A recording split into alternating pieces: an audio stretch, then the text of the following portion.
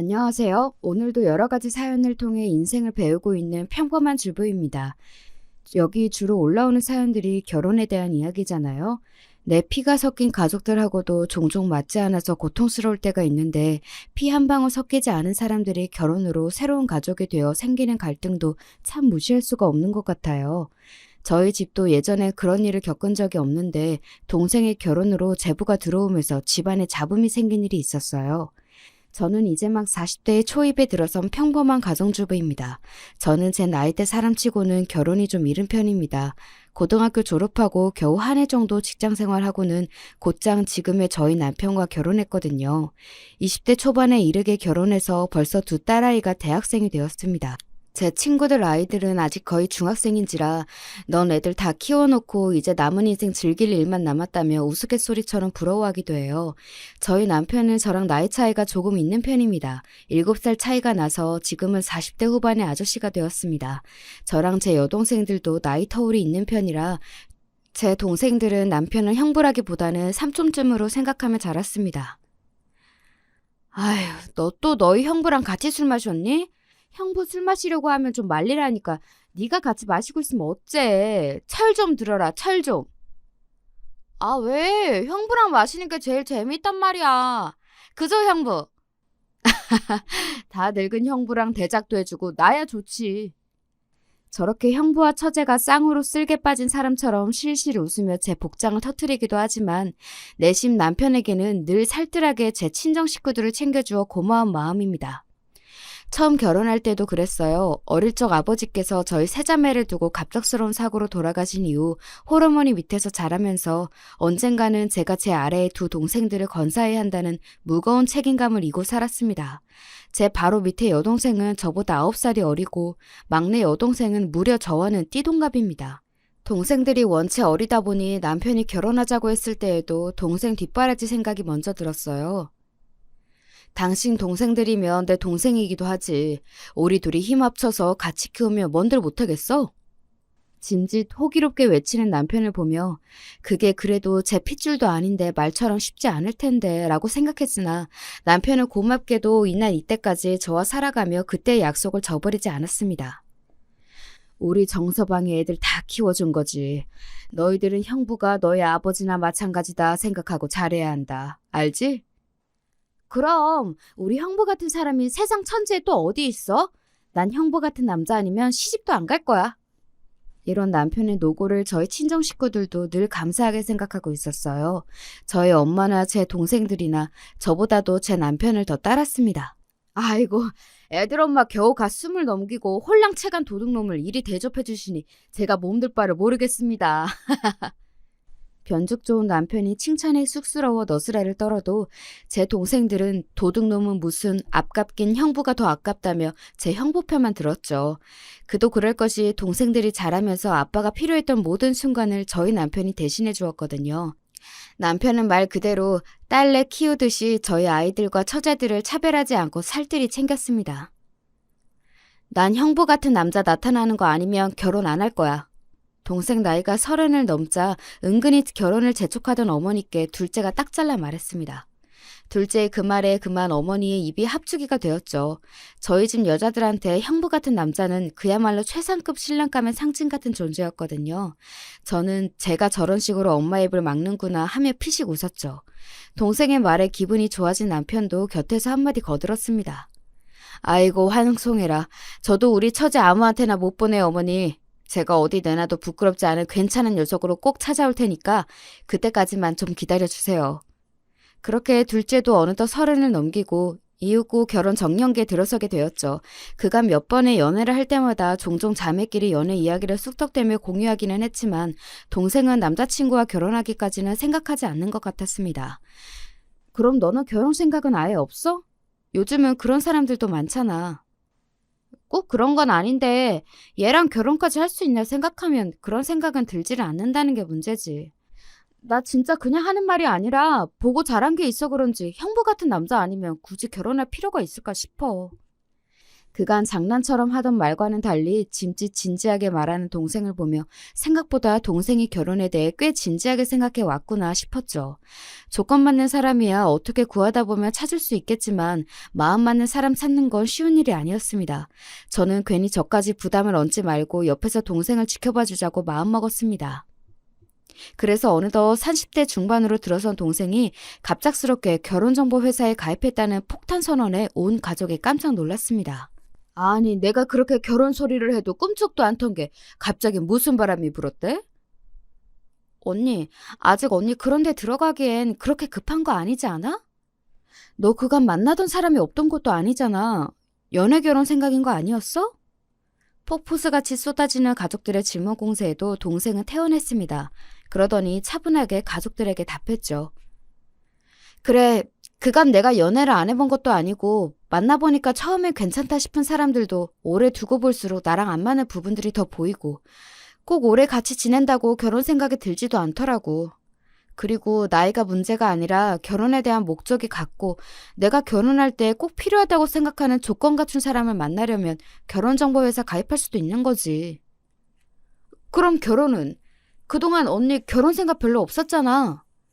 결혼 생각은 늘 있었어. 결혼할 사람이 마땅찮다는 거였지. 언니랑 형부 저렇게 보기 좋게 사시는 거 항상 보는데 아예 결혼 생각이 없었겠어? 그냥 나도 저렇게 살고 싶어진 것뿐이야. 결혼의 목적이 그런 거라면 더욱이 결혼정보회사 가입이 더 걱정스럽게 느껴졌습니다. 어찌됐든 마음이 통해 연애하던 사람과도 결혼할 마음이 안 들었는데 조건 보고 만난 사람과 잘 살 수 있을까 염려스러웠어요.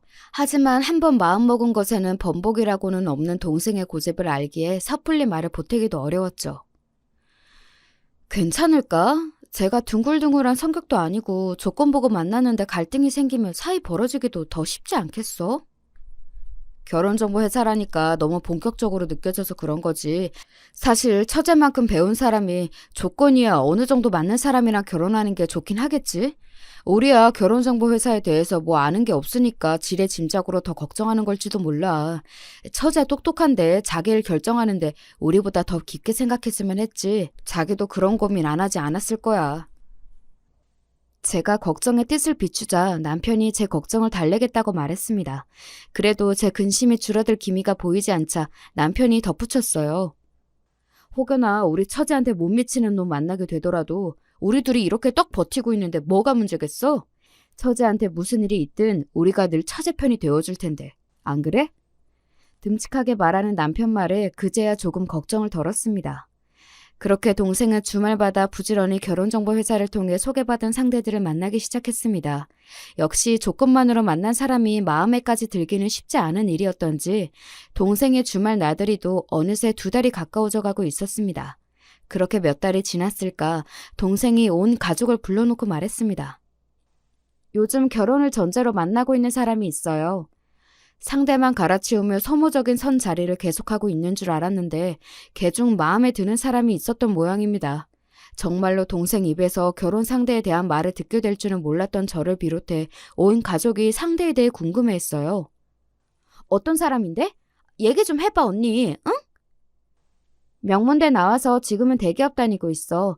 졸업한 학교 수준도 그렇고 다니는 회사 수준도 그렇고 생각하는 거나 가치관이나 나랑 꽤 비슷해서 대화할 때 별로 걸리는 게 없어. 부모님도 노후 준비 다 되어 있다고 하시니 따로 부양한다고 준비할 필요도 없을 것 같고. 예, 그런 거 말고 성품은 어떤데? 뭐 그냥 깔끔해. 예의 바르고 선 지킬 줄 알고. 결혼하고 내 직장 생활이나 이런 거 터치 안 할 것 같고 서로 양보할 거 양보하고 지킬 거 지키면서 살 수 있겠다 싶은 정도? 평생을 함께할 동반자에 대해 이야기한다기보다는 꼭 사업 파트너 얘기를 하는 것처럼 들렸습니다. 또다시 걱정이 불쑥 고개를 들이밀었지만 괜히 나이 먹은 언니가 촌스러운 생각으로 초치는 건 아닌가 싶어 입을 다물었습니다. 여보, 당신 듣기에는 괜찮았어? 나는 왜 이렇게 영 불안한 마음이 가시질 않지? 아무래도 우리 때랑은 생각하는 게 다르잖아. 나도 손아래 동서는 좀 살가운 사람이었으면 내심 기대했나 봐. 그래도 우리가 세 사람 잘 보듬으면 가족으로 잘 지낼 수 있지 않을까? 우리가 잘해야지 뭐. 남편도 은근히 걱정하는 듯 했으나 결혼은 당사자 간의 문제이니 너무 저희 생각만 고집할 수도 없는 일이었겠죠. 그렇게 약간의 근심 속에서 예비 제부가 저희 집을 처음으로 방문했습니다. 제부는 첫인상은 좀 차가워 보였으나 예의 바른 사람이었습니다. 저희 친정어머니께도 저희 식구들에게도 깍듯했어요. 처가댁이 될 집에 처음 방문한 것이었지만 그리 긴장한 것처럼 보이지도 않았습니다. 뭐랄까 새 가족이 될 사람들을 만나러 왔다기보단 업무상 거래처에 왔다는 느낌? 속으로 그런 생각이 들자 곧 새 식구 될 사람에게 이런 생각은 실례지. 내가 그간 미리 너무 걱정을 했는가 보다 마음을 고쳐먹었습니다. 온 가족의 식사까지 다 마치고 늘 그랬듯이 한 주간 있었던 이런저런 이야기들을 시작했습니다. 가만히 듣고만 있던 제부가 저희 남편에게 묻더군요. 그러고 보니 형님께서 어떤 일을 하시는지는 이 사람에게 자세히 들어본 적이 없어서 무슨 일을 하시는지 여쭈어도 되겠습니까? 말 그리 어렵게 할 거 없어요. 곧 한 식구 될 텐데 편하게 해. 나는 간간히 사무도 보다가 공사일도 하다가 그래요. 주로 공사일을 하기는 하지만 내가 성격이 한 군데 진득하게 앉아있지를 못하는 편이라 몸 쓰는 게 편하기도 하고. 남편은 평소와 다름없이 속좋게 웃으며 이야기했지만 저는 기민하게 제부가 남편을 바라보는 눈초리가 달라졌음을 알아챘습니다. 곧 제부가 사회생활에 능숙한 사람답게 아무렇지 않은 척 태연하게 굴었지만 순간이라 할지라도 몸 쓰는 일 하는 사람을 대하는 편견 가득한 눈빛을 확인한 제 마음이 영 불편했습니다. 그때 어떤 사람인지 확실히 알아챘더라면 후에 그 난리는 겪지 않았을까 싶은 생각도 드네요. 제부가 돌아간 후 저는 걱정이 기우로 끝나지 않을 것 같다는 생각에 마음이 더 복잡해졌습니다. 당신 예비 제부랑 잘 지낼 수 있겠어? 자꾸 이런 식으로 생각하고 싶지 않은데 왠지 한 식구로 살갑게 지낼 수 있을 것 같지가 않아. 어허, 이 사람아. 곧 가족 될 사람한테 자꾸 그렇게 색안경 끼고 보면 안 돼. 생판 다른 인생 살다가 결혼으로 엮이게 되는 인연인데 어디 그렇게 쉽게 가족이 될 수 있겠어? 처음엔 조금 어려워도 손윗 사람인 우리가 더 신경을 써야지. 무엇보다 똑부러진 우리 처제가 고르고 고른 신랑감인데 너무 그러지 마. 저보다는 저희 남편 때문에 더 걱정인 건데 이런 제 속을 아는지 모르는지 남편이 오히려 저를 달래려 들었습니다. 그렇죠. 이미 제 동생이 결정한 건데 제 감이 안 좋다는 이유만으로 이 결혼에 회방을 놓을 수는 없는 노릇이고 그저 동생 시집 보내는 언니의 주책 맞은 생각이겠지. 저도 다시 마음을 달랬습니다. 처음부터 결혼을 전제로 한 만남이어서 그런지 양가가 결혼을 결정하기가 무섭게 일정이 빠르게 진행되었습니다. 동생의 신혼집은 저희 집에서 그리 멀지 않은 아파트로 결정이 났어요. 동생과 제부의 직장 모두와 가깝기도 했고 제부의 본가가 지방인 탓에 그 근처는 아예 고려 대상이 아니기도 했고요. 그때까지만 해도 집도 가깝고 저희 부부도 부부지만 저희가 친정 어머니를 모시고 있었기에 동생도 결혼 전에는 자취를 하면서도 뻔질나게 저희 집을 드나들었습니다. 그래서 당연히 동생과 결혼한 후에는 제부와도 자주 볼 수 있을 거라고 생각했죠. 예, 제부는 요새 많이 바쁘니? 신혼여행에 다녀와 양가의 인사를 드린 이후로 한 달이 다 되어 가는데 그 후 제부의 얼굴을 본 적이 없었습니다. 동생과 제부 둘 다 나타나지 않으며 결혼한 지 얼마 안 되어 회사 다니느라 새로운 생활에 적응하느라 바빠 그런가 보다 생각했을 텐데 동생은 결혼 전과 마찬가지로 여전히 자주 집에 들렀거든요. 이제 결혼도 했는데 매번 혼자서 친정집을 찾는 동생 모습이 마음에 걸리기도 했습니다. 그거 말인데 그러지 않아도 식구들한테 미리 얘기해둘 게 있어. 짐짓 무게를 잡는 동생의 모습에 다들 귀를 기울였습니다. 내가 결혼 전에 우리 집 분위기를 미리 얘기해뒀거든. 형부는 우리랑 피는 섞이지 않았지만 우리 자매한테는 일찍 돌아가신 아버지 되시느라 지금껏 가족으로 살아왔다고. 그랬더니 미안하지만 자기는 성인이 되어서 결혼으로 만나게 된 인연인데 서로 간의 예의는 지키더라도 그렇게 원래 자기 가족처럼 살갑게 지낼 수 있는 성격은 아니라고 솔직하게 얘기하더라고. 뭐 나도 형부처럼 남편도 우리 식구들이랑 가족처럼 지낼 수 있다면 가장 좋긴 하지만 애초에 서로 따질 거 다 따져가며 만난 사이인데 내 생각만 너무 밀어붙일 수도 없고 그래도 자기가 처가에 그렇게 살뜰하게 신경 못 쓰는 대신에 나한테도 자기 식구들한테 그렇게 안 해도 된다고 서로 잘 얘기했어. 논리적으로야 잘못된 말은 아니지만 그래도 시작부터 제부로부터 가족으로 받아들여지길 거부당한 기분이 드는 것도 사실이었습니다. 저희 친정어머니도 대놓고 뭐라고 말씀을 못하시면서도 서운한 기색은 숨기질 못하셨어요. 그래도 결혼이라는 게 두 사람만 엮이는 일이 아닌데 서로 집안의 얼굴도 비추고 그러는 게 순리지.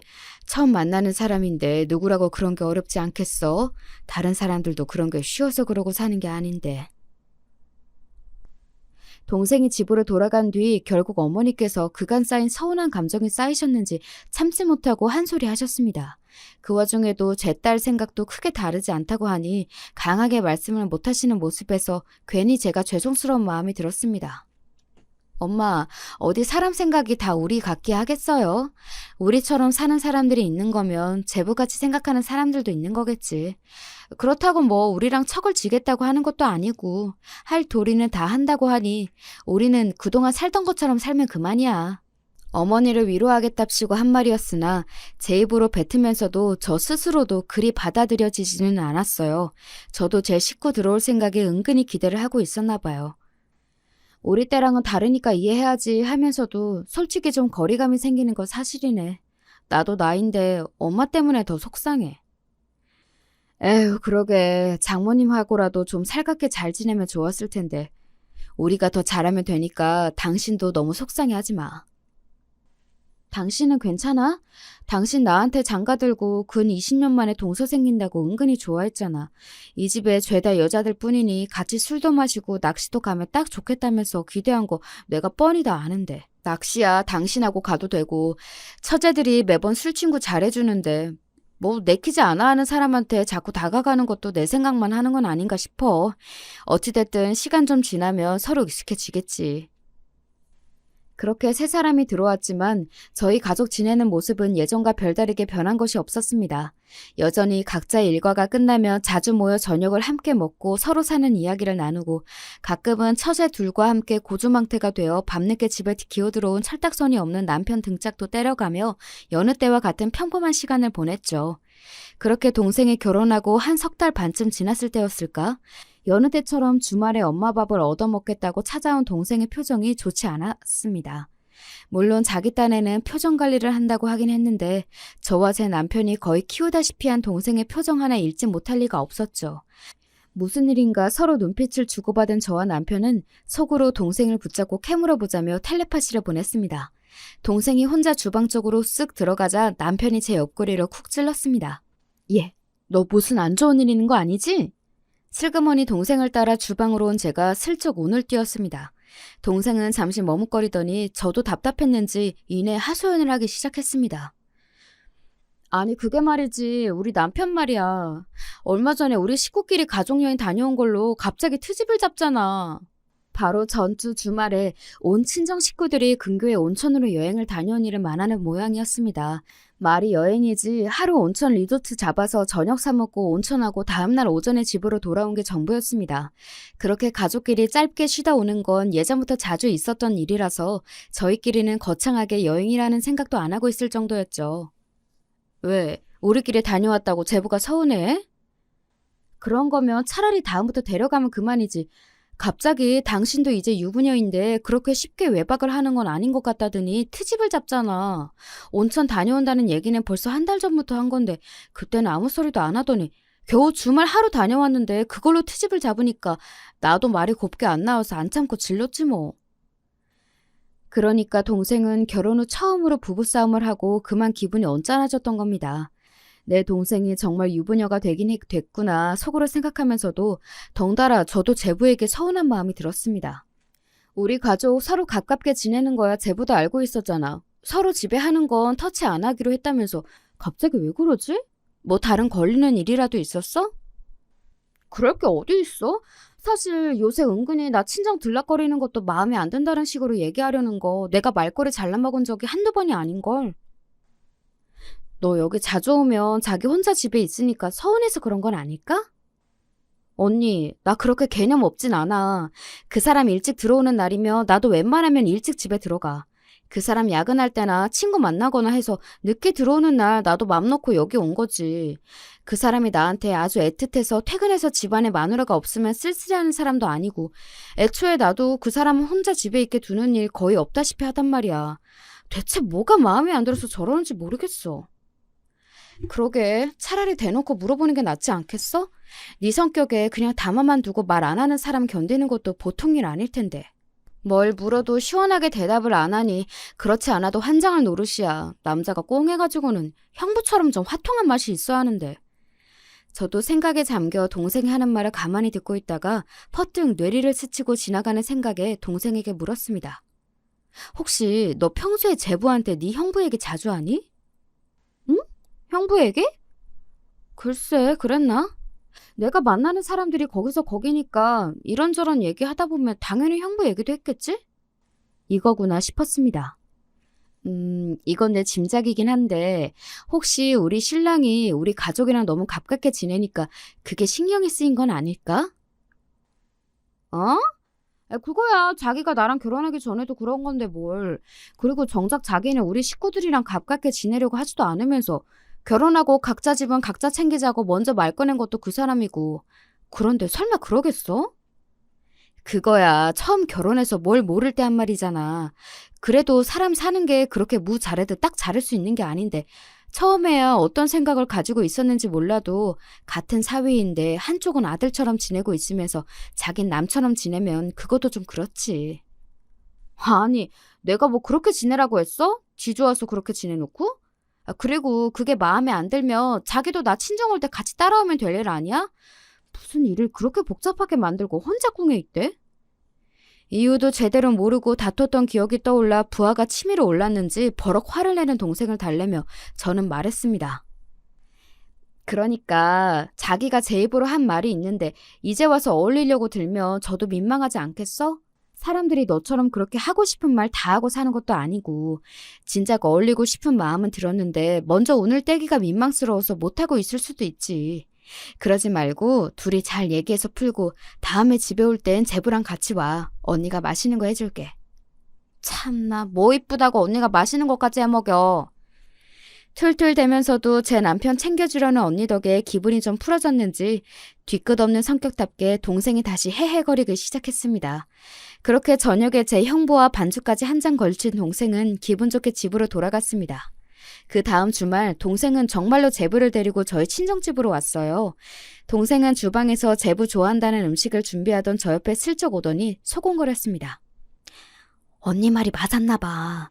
혹시 나 혼자 친정으로 가서 기분이 안 좋았던 거냐고 하니까 안 그런 척하면서 근처에 사는데 매번 나 혼자만 가는 게 좀 그랬다잖아. 아니 그럼 진작 저도 따라오던가. 좀 민망했을 수도 있지. 너무 그러지 마. 그래도 같이 오자니까 잘 따라온 것 같구만 뭘. 그러니까 말이야. 괜히 저가 저 할 말 제대로 못하니까 엄한 사람 트집 잡고 말이지. 그나저나 나는 같이 살면서도 눈치 못 챘는데 언니 진짜 대단하다. 잠깐 듣고 바로 알아채고. 역시 베테랑 주부는 뭐가 달라도 다르다는 건가?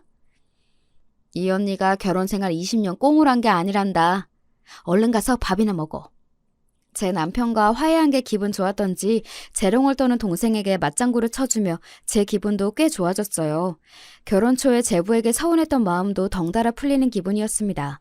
남편이 했던 말처럼 손윗사람인 제가 먼저 제부에게 다가갈 걸 하는 마음도 들었습니다. 이렇게 자주 섞이다 보면 곧 제부와도 더 가까워질 수 있겠지 싶었습니다. 그렇게 매주 주말 제부는 동생을 따라 저희 집에 꼬박꼬박 들리기 시작했습니다. 제부는 여전히 살가운 성격은 아니었지만 그렇다고 딱히 튀는 것도 없이 저희끼리 하는 말도 잘 듣고 있었고 저희와 함께 보내는 시간을 불편해하는 것 같지도 않았어요. 동생도 이런 제부의 변화가 퍽이나 기꺼웠던지 전보다 제 시댁 어른들께도 자주 연락드린다고 했습니다. 비록 시댁이 지방이라서 저희 집에 오는 것처럼 자주는 아니지만 종종 제 남편과 함께 시댁을 방문하기도 했습니다. 사람이 오는 게 있으면 가는 게 있는 도리인지라 제부가 저희와 어울리기 시작한 만큼 자기도 시댁 식구들과 예전보다 더 잘 지내봐야겠다 싶었던 모양입니다. 제법 며느리 티가 나는 동생을 보면서 저와 남편도 한시름 덜었습니다. 시댁은 잘 다녀왔어? 사돈 어르신 내외 모두 건강히 잘 지내시지? 그럼 잘 다녀왔지. 건강히 잘 계셔. 시부모님의 안부를 전하고는 닿지 않게 생각에 잠기는 동생의 모습이 의아해 동생을 쳐다보았습니다. 언니, 원래 시댁이 이렇게 어려운가? 왜, 갔더니 눈치 보여? 네가 눈치 준다고 또 눈치 보는 성격은 아닌데 말이지. 그래도 시부모님은 좀 다르지? 제가 짐짓 농담처럼 얘기하자 동생은 그간 꽤 담아놨던 모양인지 주절주절 설명을 하기 시작했습니다. 아니, 두 분 다 점잖으신 분들이라 나 며느리라고 뭐 시켜 먹으려고 들지도 않으시고 나 거기 내려가도 손 하나 까딱 못하게 하셔. 근데도 이상하게 분위기가 편치는 않단 말이지. 내가 새로 들어온 사람이고 며느리도 결국은 다른 집 자식이라 그런가 치려고 해도 당신 아들한테도 그렇게 살갑지가 않으신 것도 같고. 제부는 외아들입니다. 외아들 혼자 외지로 보내고 처가 근처에 살면서 내심 사돈 어르신 내외께서 섭섭하지는 않으실까 걱정하던 차에 걱정과는 전혀 다른 이외의 이야기에 조금 놀랐습니다. 왜? 집안 분위기가 별로 안 좋은 것 같아? 분위기가 안 좋다기보다는 서로 그렇게 크게 애정이 없어 보이는 느낌? 아, 이걸 뭐라고 해야 하지? 분명히 서로 무례하게 구는 거 없이 선을 딱 지키는데 그 선이 너무 진하게 그어져 있는 느낌이랄까? 부모 자식 간에 좀 서먹해 보이는 것도 같고. 대충 들어도 집 분위기가 저희 집과는 사뭇 다른 듯 했습니다.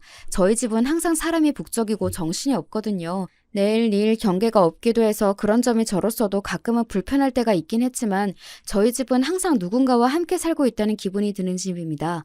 모든 가족들이 저희들처럼 사는 게 아니라는 것은 살아오면서 들어알고는 있으나 막상 저는 그렇게 살아본 적이 없어 그런 분위기가 익숙하지 않았습니다. 그래서 제부가 처음에 더 그랬나 보다. 자기 친부모님과도 거리를 두고 지내왔다면 생판 남인 처가 식구들과 초장에 선을 그었던 것도 그리 이해가 가지 않는 일은 아니었습니다. 어쩌면 제부한테는 그게 당연한 일이었을지도 모르겠다 생각하니 조금 짠하기도 했습니다. 동생 내외가 돌아가고 저녁에 남편과 둘만 남자 오늘 동생과 나눈 이야기를 전해주었습니다. 본인이 그렇게 잘하다 보니 절에 우리 집 같은 분위기에 더 경계를 했던 모양이야. 당신 말이 맞아. 내가 그래도 명색이 손윗 사람이고 어른인데 너무 우리 입장만 생각해서 선입견을 가지고 제부를 받나 봐. 앞으로 더 신경 써야겠어. 그러게 나라도 더 신경을 썼어야 하는 건데 다른 식구들은 전부 여자니까 더 편하게 어울릴 수 있게 내가 더 잘해야겠어. 제부한테 그런 사정이 있을 줄은 몰랐구먼. 사람 좋아하는 저희 신랑답게 제부에게 잘해줄 생각에 만만한 모습에 그만 웃음이 터졌습니다. 저를 달래느라고 그간 부지런히 제부 편을 들어주긴 했지만 남편도 손아래 동서가 생기면 이것도 해야지 저것도 해야지 기대가 많았던 터였습니다. 처음엔 다소 엇갈리긴 했어도 저와 결혼한 이래 처음 맞이한 남자 식구와 잘 어울릴 생각에 남편도 들떴겠죠. 그렇게 제부를 향한 남편의 일방적인 시대기가 시작되었죠. 동서, 혹시 낚시 좋아해? 이 근교 멀지 않은 곳에 붕어 진짜 잘 낚이는 곳이 있거든. 이게 진짜 손맛이 장난이 아니야. 어때? 생각 있어? 술은 좀 하는 편이야? 아니, 꼭 술 잘 못 마셔도 괜찮아. 나랑 처제들은 가끔 한 잔씩 같이 하거든. 그냥 마시는 거 먹으면서 이야기나 하는 거지 뭐. 신이 난 남편이 거침없이 들이댔지만 제부는 아직은 조심스러운지 반응이 영 맞듣지 않았습니다. 제부한테 너무 치대지 마. 아직 좀 불편해 보이던데. 그냥 다 같이 잘 어울리게 내버려둬. 내가 너무 들이댔나? 알았어. 동서 같은 사람은 또 처음이라 어떻게 다가가야 할지 감이 잘 안 오네. 앞으로는 너무 부담 안 되게 그냥 다 같이 어울려야겠다. 몇 번의 거절에도 씩씩한 성격답게 주눅들지 않고 남편이 대수롭지 않게 말했습니다. 저는 말은 그렇게 해놓고서도 그래도 한 번쯤은 남편에게 어울려주지 제부에게 조금은 서운한 마음이 들기도 했어요. 이러지 않기로 다짐해놓고 자꾸 서운함이 불쑥불쑥 올라오는 걸 보니 나도 팔이 안으로 굽나 보다 싶었습니다. 그렇게 남편은 그 이후로 따로 제부를 불러내려 들지 않고 저희 친정집 안에서만 같이 어울렸습니다. 제부는 묘하게 다른 식구들에게는 경계심이 많이 사그라든 것 같았는데 유독 저희 남편에게만은 아직 경계심을 풀지 않는 것 같았습니다. 더 자세히 말하면 제 남편과 다른 식구들이 지내는 모습을 조금 떨어져서 관찰하는 느낌이었어요. 어머니, 다 됐습니다. 이제 잘 돌아가죠? 아이고, 이게 이제야 되네. 용하다 정말. 내가 우리 정서방 없으면 아무것도 못하는 천지로 살 거다. 고맙다 정서방아. 아이고, 우리 어머니 별소리를 다 하셔. 형부, 나 꼼장어 먹고 싶어요. 이번엔 우리 맨날 가던 데 말고 삼거리에 새로 생긴 포장마차 가요. 거기 꼼장어 잘한대. 우리 막내 처제 또 술 땡겨? 이번엔 어느 놈이 또 우리 처제 속을 뒤집나? 내가 회사 한번 가서 엎어줄까? 응, 진짜 한번 엎어줘. 내가 이것들 언젠가는 뒤통수 치고 만다, 진짜. 그간 집안의 남자라고 남편 하나뿐이었다 보니 어머니가 찾는 소리에 처제 술 사달란 소리에 남편은 늘 눈코 뜰 새 없었습니다. 저희 엄마나 동생들이나 무슨 일만 나면 전부 정서방, 형부 찾기 바빴죠. 형님은 처가 식구들이랑 참 잘 어울리시는 것 같아요. 좀처럼 먼저 말 붙이는 일이 없는 제부가 뜬금없이 하는 말에 조금 놀랐습니다. 아, 애 아빠야 뭐 나한테 장가오고 지난 20년간 고생이 많았죠. 홀로 되신 장모님의 그땐 동생들도 다들 어렸고 요새도 처가살이하는 사람들 잘 없는 판에 우리 엄마 모시고 동생들까지 다 키웠으니 내 남편이지만 보통 일은 아니잖아요. 그러니 우리 엄마도 그렇고 동생들도 그렇고 자꾸 애 아빠를 찾나 봐요. 내심 우리 남편 좀 잘 봐줬으면 하는 마음의 한 칭찬이었는데 제부의 표정이 썩 좋지 않았습니다. 괜히 오버했나 싶었죠. 제부가 좀처럼 살갑게 어울리지 못하는 저와 다르게 처가 식구들과 한 몸처럼 어울리는 제 남편을 의식하고 있다는 것은 진작 눈치채고 있었습니다. 괜한 걸 건드렸나 싶어 서둘러 말을 덧붙였죠. 이제 제부도 우리 식구가 되셨으니 금세 저 사람처럼 어울릴 수 있을 거예요. 우리 식구들이 또 그런 거 하나는 참 잘하거든. 아이가 저를 찾는 통에 대화는 그 자리에서 마무리되었습니다. 저도 별 생각 없이 넘기기도 했고요. 일이 심상치 않게 돌아가는구나 싶었던 건 그로부터 얼마 지나지 않았을 때였습니다. 그날도 남편은 제 동생이 가져온 드라이기를 고쳐주겠다고 씨름하고 있었습니다. 됐다. 이쪽에 나사가 느슨해져 있었네. 이거 꽤 오래 썼지? 어머, 아침까지만 해도 안 되더니 멀쩡하게 잘 돌아가네? 거봐, 아깝긴 버리긴 왜 버려. 역시 형부 손에 들어가면 안 고쳐지는 게 없다니까. 또 제 형부랑 쿵짝이 맞아 신나게 제잘되는 동생 목소리를 들으며 오늘도 평소 같다고 생각하던 중이었습니다. 아무래도 몸 쓰는 일 하시는 분이니 기계 고치는 일에는 이골이 나셨겠지. 어? 답지 않게 날선 제부의 말투에 신나게 떠들던 동생이 좀 당황한 것 같았습니다. 드라이기 그거 뭐 얼마나 한다고 아침부터 사람을 붙잡고 귀찮게 굴더니 그냥 새로 하나 사면 될걸. 그걸 또 고쳐서 쓰겠다고. 아니, 고칠 수 있으면 고쳤으면 좋지. 무슨 말을 또 그렇게까지 해? 사람이 각자 잘하는 게 있는 거지. 그거 안 된다고 사람을 무슨 천치 취급을 하더니 기어이 그 고문을 여기까지 싸들고 오고. 아니, 그동안 뭐 망가지면 형부가 다 잘 고쳐줬으니까 그러지. 못 고치면 또 몰라도 할 수 있는 사람이 있는데 그럼 그걸 버려? 이 사람이 물건 아까울 줄도 모르고. 갑작스레 훅 들어온 시비에 가만히 참고 있을 성격이 아닌 동생 목소리가 높아졌습니다. 지금 내가 물건 아까운 줄 몰라 이래? 나야 내도록 공부만 하고 대기업에서 사무직 하는 사람이니 기계 정도야 모를 수도 있지. 겨우 그딴 걸로 이렇게 사람 대우를 다르게 해? 이러다 큰 싸움으로 번지지 싶어 저와 제 남편이 끼어들어 둘을 뜯어 말렸습니다. 아이고, 너는 제부한테 말을 왜 그렇게 해? 그만해. 그래, 처제 너무 그러지 마. 나야 나이 먹고 할 줄 아는 게 이런 것밖에 더 있나. 동서같이 똑똑한 사람이 또 어디 있다고 아침부터 타박을 했어? 그러지 말고 둘이 풀어, 응? 그래도 손윗 사람 앞에서 계속 큰 소리를 내기는 민망했던지 싸움은 멈췄지만 둘 다 화가 풀리지는 않았죠. 그날은 그렇게 종일 두 사람 사이에서 눈치를 보다가 하루가 다 가버렸습니다. 저녁에 그날 하루의 일을 다시 생각해보니 은근히 기분이 좋지 않더라고요. 그 당시에는 난생 처음 목도하는 동생의 부부싸움에 정신이 없어 지나갔으나 자기도 모르게 제부가 남편을 은근슬쩍 깔보고 있다는 생각이 들었습니다. 몸 쓰는 일 하시는 분이라니요. 말이 좋아 점잖게 표현해서 그렇지 저는 많이 배우고 대기업 다니는 잘난 사람이고 저희 남편은 배운 거 없어 힘쓰는 일에서 빌어먹고 사는 사람이다 이거 아닙니까? 그간 제부가 묘하게 저희 남편에게 날이 서 있었다는 건 알고 있었지만 이건 또 다른 문제였습니다. 당신, 앞으로 제부 앞에서 당신 깎아내리지 마. 응? 내가 언제? 당신은 할 줄 아는 게 그것뿐이라니. 동서는 많이 배운 똑똑하고 잘난 사람이라느니 했잖아. 제부 안 그런 것 같으면서도 당신 공사일 한다니까 태도가 영 불량한 것 같단 말이야. 진짜 기분 나쁜 것도 하루 이틀이지. 져주지 마 당신. 아이고, 난 또 뭔 소린가 했네. 아까 낮에 한 말 때문에 그래?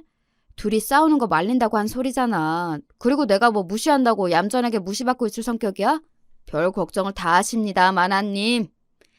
평소처럼 유들유들하게 넘기려드는 남편에게 제가 더 마음이 달아 잔소리를 했습니다. 아, 정말 그렇게 장난처럼 넘기지 말고. 아랫사람이라고 다 봐주는 거 아니야. 다음에 한 번이라도 더 당신한테 그렇게 예의 없는 소리 하면 그땐 내가 뒤집어 엎을 거야. 그런 일이 있으면 뒤집어도 내가 뒤집어. 내 마누라한테 내 대신 뒤집게까지 안 만드니까 걱정은 붙들어 매시오. 둥글둥글 사람 좋아 보이는 남편이지만 거친 인부들 사이에서 20년이 넘게 일해온 베테랑이었습니다. 보기보다 눈치가 기민한 남편이 제부의 삐딱한 태도를 눈치채지 못했을 리가 없죠. 그간 제부가 우리 식구들과 잘 어울리지 못했기도 하고 본인이 더 어른이니 더 참아준 것도 분명 있었을 겁니다. 그렇지만 저한테도 제 남편이 가장 중했습니다. 다시 한번 그랬다가는 정말 혼쭐을 내주리라 작심하며 제 기분을 풀어주겠다고 옆에서 재롱을 떠는 남편 말을 한 귀로 흘렸습니다. 다음 주말 어찌어찌 저들끼리는 풀었는지 동생과 제부가 함께 저희 집에 왔어요. 제부 성격에 이번 주는 안 올지도 모르겠다 싶었는데 요상하게 저희 집을 다시 찾은 이후로 제부는 나름 성실하게 저희 집에 출석하고 있었습니다. 큰 소리 내어 미안하다는 동생을 사과해도 옆에서 그저 묵묵히 앉아서 듣고만 있는 제부 모습이 영 마음에 들지는 않았지만 가운데 끼어 곤란한 동생 입장을 생각하며 한 번 더 꾹 눌렀습니다. 식사하다 동생이 결혼하고 첫 휴가로 제부와 해외여행을 떠날 계획을 세우고 있다고 운을 띄웠습니다. 해외 좋지. 난 언제 해외여행 갔는지 이젠 기억도 안 난다 얘. 괜스레 저까지 들뜨는 마음에 조금 과장해서 한 말에 제부가 대꾸했습니다. 해외여행 다녀오신 지 오래되셨나 봐요. 그러고 보니 지금 형님 벌이로는 애들이랑 내 식구 해외여행 나가기는 좀 부담스러우실 수 있겠네요. 그 말 한마디에 분위기가 순식간에 싸해졌습니다. 더는 안 되겠다 싶어 제가 입을 열었죠. 제부, 그런 말은 내가 영 듣기가 불편하네. 네? 제부가 우리 부부 형편을 알면 뭘 얼마나 안다고 그런 식으로 말하는 것도 기분이 썩 유쾌하지 않은데 설령 그게 진짜라고 하면 더 말을 조심해야 맞는 거 아닌가? 평소와 달리 나를 잔뜩 세운 제 말투에 제부는 물론이고 동생과 남편, 다른 식구들까지 어쩔 줄을 몰라 했습니다. 아니 저는 처형한테 드린 말씀이 아니고 내가 아니면 우리 남편 들으라고 한 소리라는 거예요? 내가 전부터 벌써 여러 번 참았는데 제부, 손이동수한테 그러는 거 아니에요. 은근히 안에서 일하는 사람, 밖에서 일하는 사람 갈라가며 얘기하던 거 내가 모를 줄 알아요? 한번 입이 터지기 시작하니 그간 담아놨던 것들이 죄다 터져 나왔습니다. 제 기세가 좀처럼 가라앉을 것 같지 않자 사방에서 저를 말리겠다고 끼어들었습니다. 여보 그만해. 제부도 그런 뜻으로 한 말은 아닐 거야. 이 사람이 정말 무슨 소리를 하는 거야. 언니 내가 대신 사과할게. 형부 정말 죄송해요. 그래 내가 듣기에도 그건 기분이 좀 나쁘네. 이번엔 이서방이 실언했네. 남편과 동생의 저희 어머니까지 집안은 순식간에 아수라장이 되었습니다. 오늘은 이런 기분으로 더는 웃는 낯으로는 못 앉아 있겠네요. 저 먼저 들어갈게요. 저는 뒤도 돌아보지 않고 저희 방으로 문을 쾅 닫고 들어왔습니다. 속상함에 베개를 끌어안고 엎드려 훌쩍이는데 슬그머니 들어오는 남편 발자국 소리가 들렸습니다. 울지마 여보, 많이 속상했어? 저가 뭔데 내 남편을 무시해?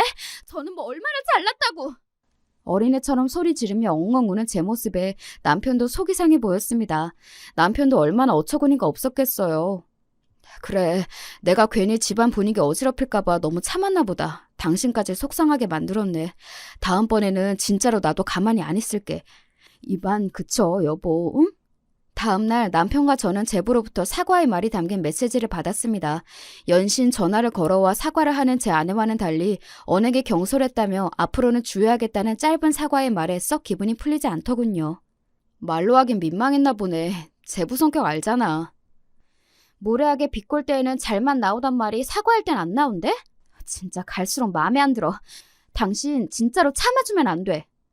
아이고 알았대도 그러네. 한동안 꼴도 보기 싫었지만 그 다음 주 중에 막내 동생 생일이 있었습니다. 언니 이번에 그냥 미룰까? 아직 저는 제부 꼴도 보기 싫었지만 중간에 껴서 괜히 제 눈치를 보는 막내 동생의 생일을 제 맘대로 미루고 싶지는 않았어요. 게다가 식구들 생일이 있는 주말에는 가급적 다들 시간을 내서 함께 케이크도 나눠 먹고 시간을 보내는 게 저희 집 나름의 전통이기도 했습니다. 아니야 미루긴 뭘 미뤄. 괜히 언니 때문에 너까지 다 눈치를 보게 한다. 신경 쓰지 말고 하던 대로 하자. 그렇게 또다시 주말이 다가오고 온 식구가 저희 집에 모였습니다. 동생과 함께 들어서는 제 부부는 저희 부부 보기가 영 민망한 눈치였지만 굳이 그런 분위기를 풀어주고 싶은 기분은 들지 않았습니다. 제부는 일주일간 동생에게 꽤나 시달렸는지 기어들어가는 목소리로 저와 남편에게 사과했습니다. 지난번에는 제가 실언했습니다. 함부로 말하고 무례하게 군 점 사과드리겠습니다. 본인이 한 짓 치곤 여전히 사과가 짧다 싶었으나 옆에서 제가 더 죄스러워하는 동생과 생일을 맞이한 막내를 생각해 마지막으로 한 번만 더 넘어가기로 했습니다. 그래요. 사과 받겠습니다. 어서 들어오세요. 그런 일이 있고 온 가족이 처음 모인 자리라 처음에는 분위기가 약간 서먹했으나 다들 부침성 있는 사람들답게 금세 분위기가 풀어졌습니다. 막내 좋아하는 음식으로 가득 차려진 생일상도 맛있게 먹고 케이크에 촛불도 불고 나니 저도 기분이 좀 풀렸죠. 언니, 간만에 한잔 할까? 평소 술을 좋아하진 않지만 분위기 풀어보겠다고 무진 애를 쓰는 생일 당사자의 노력을 외면할 수 없어 온 가족이 술 한 잔씩 주거니 받거니 하게 되었습니다. 어머니는 피곤하다며 먼저 들어가 쉬시고 말술인 둘째 동생과 제 남편은 벌써 흥이 올라 신나게 술판을 벌였습니다. 저는 막내와 홀짝이며 대작을 하고 있는데 맞은편의 제부가 벌써 고개를 끄덕끄덕 하고 있더군요. 아무래도 술이 약한 모양이었습니다. 저 사람 앞으로 술 먹이면 안 되겠네 생각하고 있는데 갑자기 제부가 고개를 휙 쳐들고는 제 남편을 찾더군요. 감이 심상치 않았습니다. 이 집안 식구들은 전부 형님이 참 대단한 사람인 것처럼 굴던데 형님 참 좋으시겠어요. 처제와 기분 좋게 술잔을 기울이던 남편이 당황해서 제부를 쳐다보았습니다. 또다시 제 남편이 사고를 칠까 걱정된 동생이 제부 입을 막으려 들었지만 소용이 없었죠. 이 사람이 술을 마시려면 곱게 마실 일이지. 당신 나중에 후회할 소리는 아예 할 생각 마. 내 입으로 내가 얘기하겠다는데 네가 왜? 아니 너도 그래. 그래도 내가 네 남편인데 편을 들려면 내 편을 들어야지. 그저 형부. 네 말대로 형부지 진짜 아버지도 아니잖아? 이 사람이 진짜! 기겁을 하는 제 아내를 본체도 안 하고 제부가 말했습니다. 형님, 제가 어디 가서 이렇게 대우받을 사람이 아니에요. 배운 거 많아 직장 좋아. 형님같이 일용직이나 하면서 먹고 사는 사람보다 못한 취급 받을 사람이 아니라는 겁니다. 제가 이렇게 엮여서 그나마 형님이랑 마주 앉아 밥도 먹고 하는 거지. 이 사람 아니면 형님 같은 사람하고 이러고 있을 사람이 아니에요. 제부, 지금 무슨 소리 하는 거예요? 이런 사람이라니? 처형이야 남편이니까 감싸려고 하시는 건 알겠는데요. 솔직히 제가 뭐 그렇게까지 못할 소리 한 것도 아니지 않습니까? 아니 사람이 급이라는 게 있잖아요. 안 그래요? 형님이 한번 말씀해보세요. 나이 잡수실 만큼 잡수신 분이니 형님이 더 잘 아실 거 아닙니까? 돈 못 버는 가장이 어디 가장입니까? 남자가 능력 없으면 죽어야지. 안 그래요? 짐작은 하고 있었으나 술김에 거르지도 못하고 내뱉는 제부의 적나라한 사고방식에 그만 질려버리고 말았습니다. 사랑 금 나누는 인간이라는 건 애초에 알았지만 저 무례하게 짝이 없는 언동에 폭발하기 일보 직전이었어요. 그때였습니다. 하! 남편이 코드숨을 쳤습니다. 너 말 잘했다. 내가 그간 너 어디까지 가나 한번 지켜보고 있었는데 오늘 아주 바닥을 보이는구나. 내가 공사일 한다니까 정말 하루 벌어 하루 먹고 사는 막노동꾼이라도 된 줄 아나 본데 내 재산이 200억이 넘는다. 남편 말에 이게 무슨 소리인가 싶은지 제부 눈이 튀어나올 듯 했습니다. 우물 아래서 천지분간도 못하는 개구리인 줄은 알았지만 몸 써서 일한다니 다 쪼들리는 사람 같던? 너같이 좀 배업다시고 사무직하는 월급쟁이들이야 알 턱이 있나.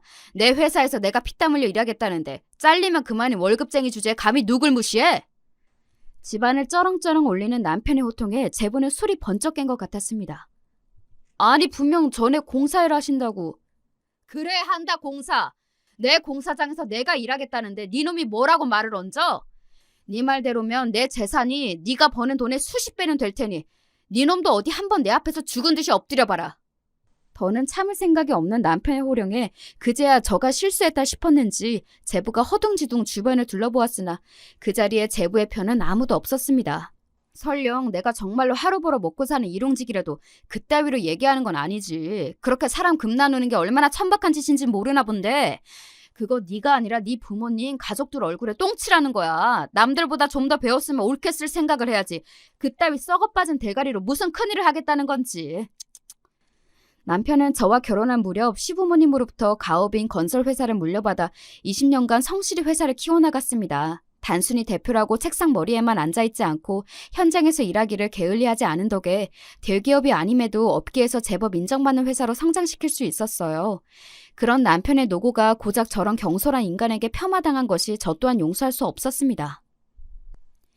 내 남편 이런 꼴까지 보이며 제부랑 더는 길게 말하고 싶지 않네요. 이만 나가주세요. 처음에 제부가 말한 것처럼 그저 할도리만 하는 사이로 지냅시다. 뒤늦게 제부가 제가 실언했다 진심이 아니었다며 횡설수설했지만 이미 버스는 떠났습니다. 연신 저희 부부에게 사과하며 제 남편을 잡돌이하던 동생이 이윽고 제부와 함께 사라졌어요. 정말 별일은 다 겪는다. 내가 미안해, 여보. 아니, 당신이 뭐가 미안해. 당신 맘 쓸 거 없어. 사정도 모르면서 저렇게 남 깔보려는 사람 한두 번 본 것도 아니고. 나는 암시롱도 안 씁니다. 고세 평소처럼 제 기분을 풀어주려고 능청을 떠는 남편을 보며 그래도 남편이 저런 헛소리에 마음 다칠 만큼 모른 사람이 아님을 다행스럽게 여겼습니다. 제부가 저희 집에서 더 이상 설 자리가 없어진 건 당연한 수순이었습니다. 저희 남편이 세상에서 가장 좋은 남자인 줄 아는 저희 식구들은 저보다도 더 제부에게 분노했습니다. 뒤늦게 제부가 납작 엎드리며 사과했지만 모르면 몰라도 그 시꺼먼 속을 아는데 제부를 여전처럼 대할 수는 없었죠. 이제 제부는 사위 대접은커녕 사람 취급도 제대로 못 받으며 전에 없이 싸늘한 처가 식구들 앞에서 바짝 쪼그라들었습니다. 그 이후로 제부는 제 동생에게 꽉 쥐어잡혀 살고 있습니다. 나한테 아버지나 마찬가지인 형부에게 그딴 짓을 해놓고도 내가 가만히 있을 줄 알았느냐. 너 같은 놈이랑은 안 산다며 길길이 날뛰는 동생을 제부가 이길 주제가 못 되었으니까요. 그러게 착하게 살았으면 좀 좋아. 속으로 조금 고소해했습니다. 집에 새 사람 들이기가 참 쉽지가 않네요. 여러분은 부디 좋은 사람들만 만나시길 바라며 이만 이야기 마칠게요.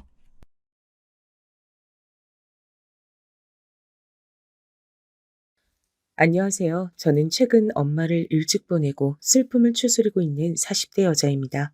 제 나이가 40이라 하면 많은 분들이 유추하셨겠지만 저희 엄만 비교적 일찍 세상을 뜨셨습니다.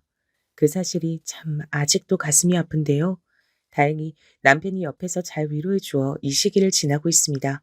오늘은 평소 듣는 사연 채널에 우리 남편 얘기도 해볼 겸 시아버지 얘기도 해볼 겸 적어보게 됐는데요. 집집마다 다 각자의 사정이 있다고 하지만 저희 집도 마찬가지였답니다. 그 수준이 너무 지나쳐 어떻게 해야 하나 고민도 갈등도 참 많았죠. 그러다 친정엄마의 장례식 날 빵 터져버린 겁니다. 어떤 얘기인지 지금부터 자세히 들려드릴 건데요. 우리 채널의 인생 선배님들께서 부디 꼭 끝까지 들어주신다면 감사하겠습니다. 먼저 저는 3남매 중 막내딸로 태어나 자랐습니다. 그리고 남편을 만나게 되었는데요. 남편은 외동에 형제 하나 없이 자랐다고 하더라고요. 저희 때만 해도 외동이라는 건 드문 케이스였는데 남편이 외동이란 걸 알게 된 순간 깜짝 놀랐습니다. 왜냐면 남편은 겉으로 보기에 사람들과 잘 어울렸고 유하고 부드러운 성격이었거든요.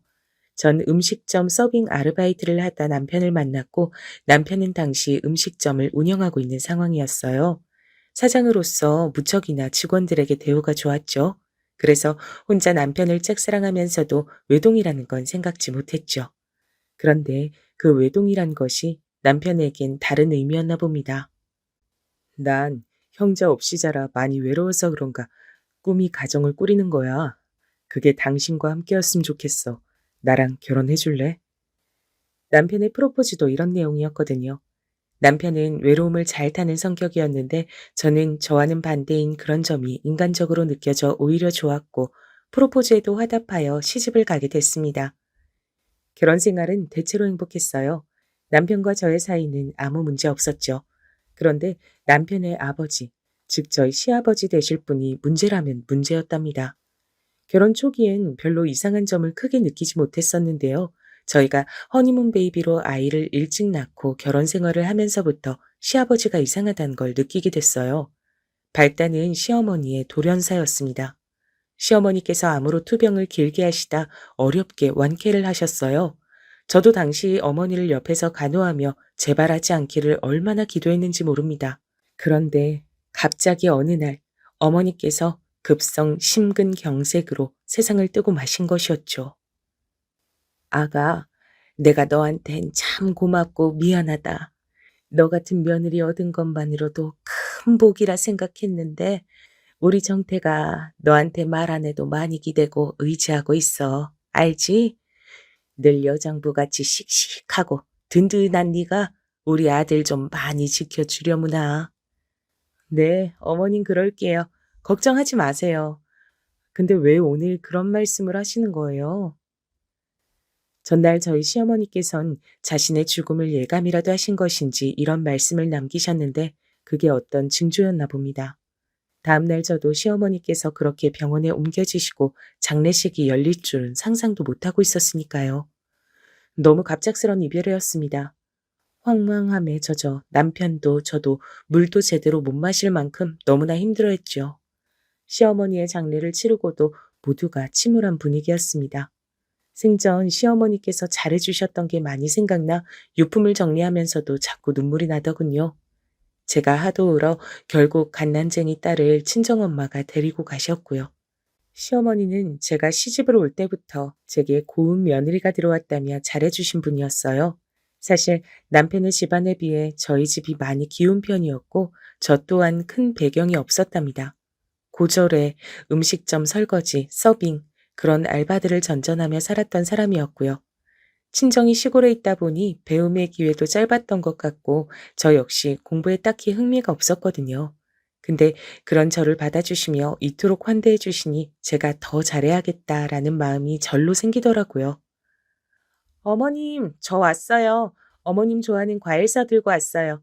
어머님 댁이랑 저희 집이 가까우니 너무 좋은데요?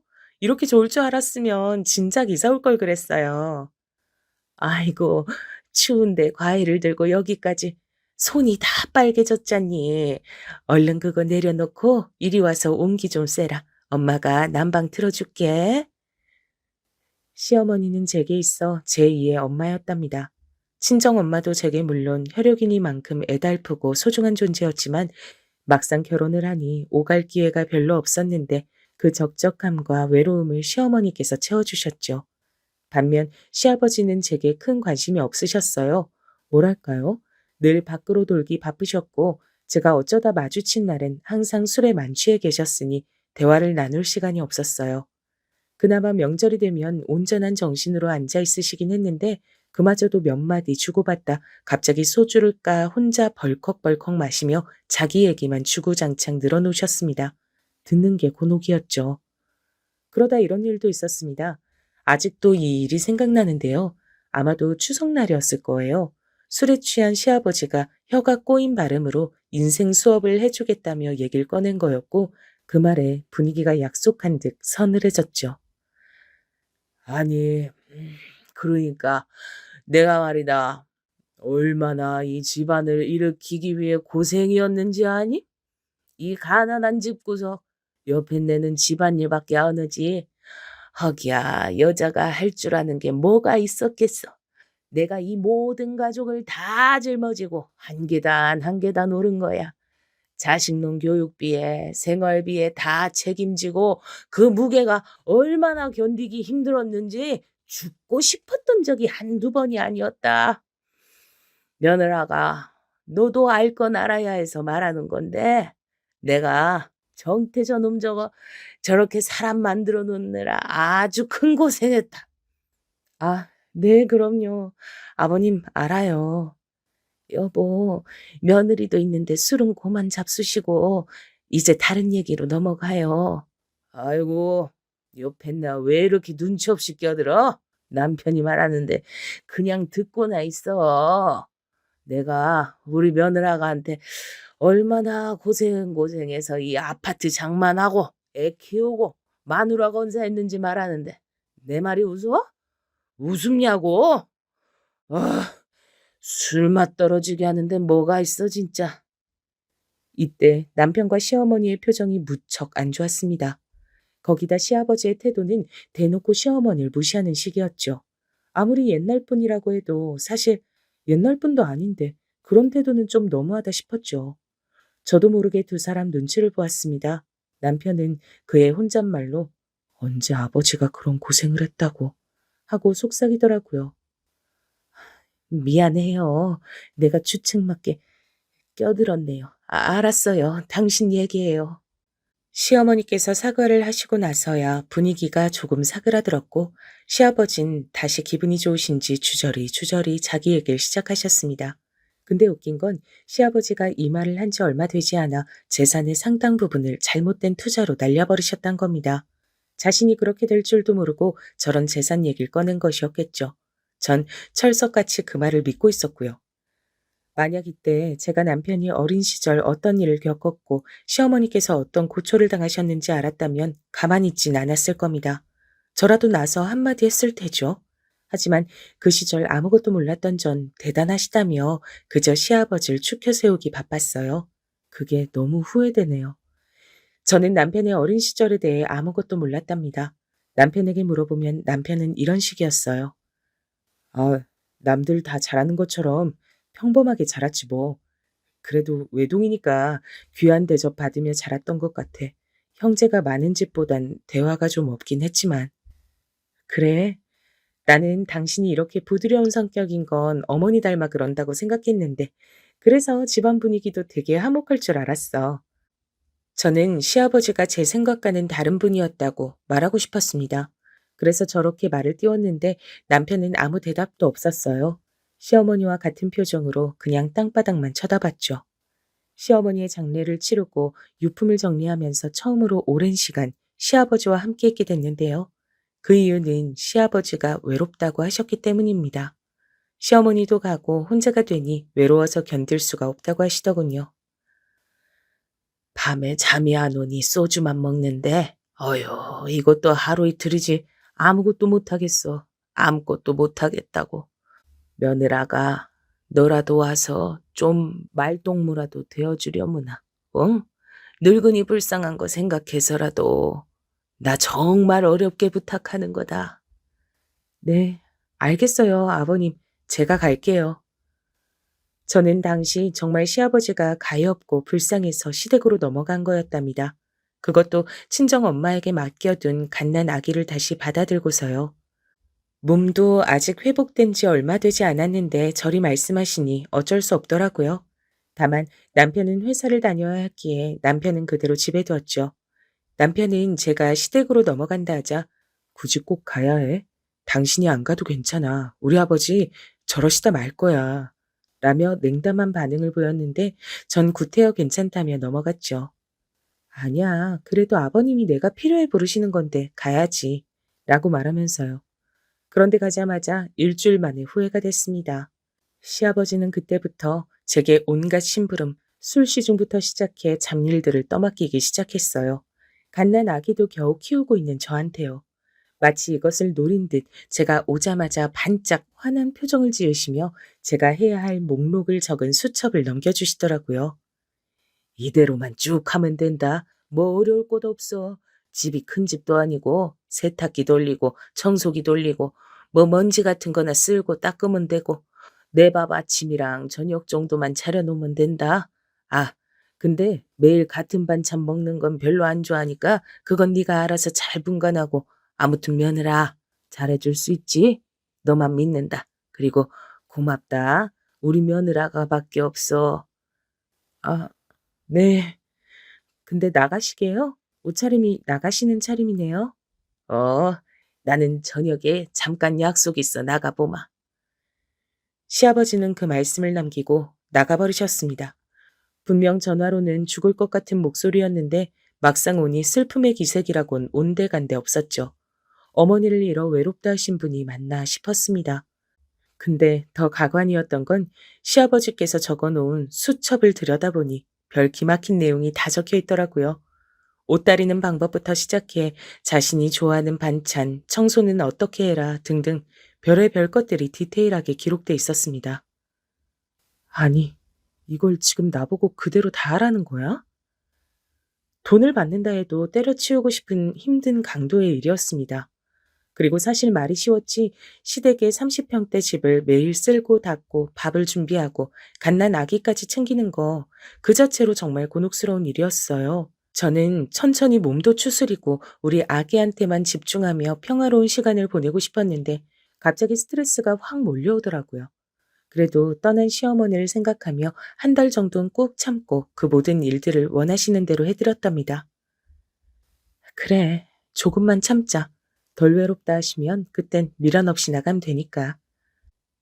아침에 된장국이 싫다셔 김치찌개로 바꿨고 간이 또 안 맞다 어쩐다 이러쿵저러쿵 하시면 다시 끓여 내어드리고 시아버지 입맛도 보통 까다로운 게 아니었어요. 도대체 시어머니가 어떻게 이런 시아버지를 모시고 오랜 세월 살았나 싶었죠. 이때 저는 아마 슬슬 감을 잡았던 것 같습니다. 남편과 시어머니가 제겐 말하지 못한 무언가가 있다는 걸요. 근데 아무리 순하고 착한 사람도 지속해서 스트레스를 받으면 한 번은 폭발하잖아요. 시어머니를 생각해서 참았던 저도 결국 그러고 말았답니다. 아니, 아가, 너 도대체 집안 살림을 어떻게 하는 거냐? 찌개 맛이 왜 이래? 아니, 이 쉬운 찌개 하나를 끓이면서도 간도 하나 제대로 못 해내고, 나는 네가 집안에만 있는 애라길래 요리는 장금이 수준은 되는 줄 알았더니 웬걸. 아이고, 이를 끄면 밖에서 사 먹는 게 낫겠다. 아, 아버님, 제가 두세 번을 넘게 끓인 찌개예요. 아니, 물을 더 넣어 끓이라 해서 그렇게 했는데 뭐가 마음에 안 드신단 거예요? 아니면 구체적으로 말씀을 해 주시든가요. 저 아기 돌보는 것도 사실 힘든데 여기 와서 하고 있는 일이 정말 많아요. 예, 너 지금 시아버지한테 무슨 훈계라도 하는 거냐? 어디서 말대꾸하고 있어? 시부모 봉양하는 건 당연한 일이지. 여기 힘들단 소리가 왜 나오냐? 너 진짜 힘든 게 뭔지 몰라? 어디 한번 진짜 힘들게 해줘? 이 말을 하는 시아버지의 표정은 굉장히 험악했습니다. 마치 뭔가를 집어들고 저한테 던지시기라도 할 요량이었죠. 전 거기 너무 놀라 몸이 딱딱하게 굳어버렸고요. 사람이 공포를 느낀다는 게 이런 거구나 싶었습니다. 바로 몸이 굳는데 대꾸할 말이 떠오르질 않았어요. 저는 입을 꾹 다물고 나중에 저녁이 돼서 집으로 넘어가 남편에게 이 일을 모두 말했습니다. 저도 모르게 눈물이 나오더라고요. 여보, 아버님 정말 너무하신 거 아니야? 아까 진짜 무서웠다고. 내가 자기 말에 말대꾸 한마디 했다고 저런 모습 보이시는 거 나 처음 봐. 나 그 집에 못 있겠어. 우리 딸 생각해서라도 있으면 안 될 것 같아. 정말 못하겠어. 그러자 제 말에 남편의 표정이 바로 불그락 푸르락 변하더군요. 당장 아기를 데리고 집으로 오라며 자기가 아버지께 말하겠다고 하면서 직접 시댁으로 가 짐을 챙겼습니다. 다신 아버지한테 가지 마. 내가 단단히 말해둘 거야. 남편은 이 말만 남기곤 시아버지한테도 일방적으로 통보했습니다. 제가 다시 시댁에 건너갈 일은 없을 거라고요. 여기에 시아버진 혼자 길길이 날뛰어 난리가 나셨고요. 니들이 정녕 부모를 등 돌리는 거냐면서 말입니다. 하여간 저는 이 난리통에 정작 제 아이한텐 집중할 시간도 여력도 없었던 것 같습니다. 시간이 지날수록 남편과 시아버지 사이는 냉정이었습니다. 저는 진상이라 생각하고 대강 비위만 맞춰주자는 입장이었는데 남편은 시아버지를 혐오하는 수준이었거든요. 이야기만 나와도 말하기 싫은 표정이었어요. 명절도 가지 않았죠. 이쯤 되니 중간에서 제가 중재를 해야 할 것 같은데 두 사람이 도통 날이 서 있는 게 아니었거든요. 그러다 남편에게 제가 먼저 화해를 하라고 떠밀어 봤습니다. 물론 저도 좋아서 한 건 아니에요. 그저 불편해서 그랬던 것뿐이죠. 여보, 아버님 지금 당신하고 말도 안 섞으려고 그러고 명절만 되면 내가 얼마나 눈치 보이나 몰라. 아버님은 더 이상 당신을 자식 취급도 안 하시겠다는데 그냥 당신이 눈 꼭 감고 먼저 용서 빌면 안 될까? 그러자 여기에 대한 남편의 대답은 화였습니다. 무슨 소리야? 내가 왜 빌어 빌긴. 당신이 그런 대접 받았는데 내가 어떻게 가만히 있어? 난 용서 못해. 아버지도 그렇고 아버지한테 당하고 살았던 어머니를 생각해서라도 안 돼. 그때 저는 너무 놀라 반문했습니다. 아버님한테 당했다니? 어머님이? 당신 그거 무슨 소리야? 그리고 저는 이때가 되어서야 남편에게 모든 진실을 들을 수 있었습니다. 진면목이었죠. 시아버지의. 어떻게 어디서부터 시작해야 할지 모르겠네요. 일단 가감없이 말해보자면 아버님은 남편의 어린 시절 그야말로 폭군이었다 합니다. 어느 정도의 폭군이었는진 남편의 울부짖는 말에서 대략 짐작할 수 있었어요. 일단 시아버지가 기분이 좋은 날은 술을 마시고 들어오는 날이었는데 그날을 제외하곤 모든 날이 지옥이었다 합니다. 집기들을 때려 부수는 건 기본이고 시어머니에게 손찌검을 하는 날도 많았다고요. 그러다 남편이 조금씩 커가며 엄마를 보호하려 하면 외려 그 손이 남편에게 날아가 언젠가는 중상을 입고 입원해야 했던 날도 있었다 합니다. 아직도 그날이 기억나.